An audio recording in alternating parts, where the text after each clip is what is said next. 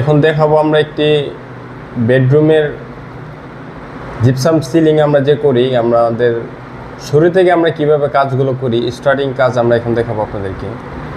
আমাদের কিন্তু এখানে একটা বিম ছিল, বিমের একটা গ্যাপ আছে, গ্যাপটা কিন্তু আমরা জিপসাম বোর্ড দিয়ে মেকিং করে এখানে একটা ডিজাইন করব।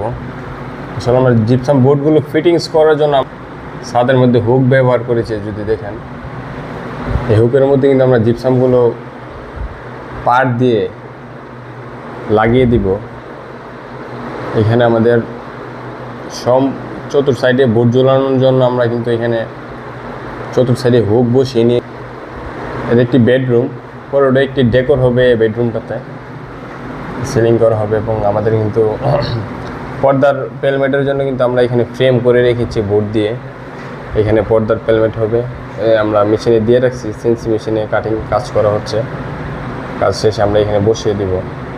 এবং আপনারা যারা জিপসাম দিয়েও করাতে চাচ্ছেন পর্দার বক্স, তারাও জিপসাম দিয়ে করে নিতে পারবেন আমাদেরকে দিয়ে। আমাদের এই বেডরুমটিতে পুরোটা বেডরুম এই জিপসাম দিয়ে সিলিং হবে।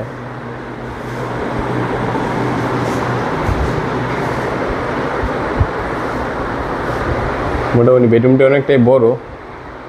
আমরা কাজটি শুরু করেছি এবং নেক্সট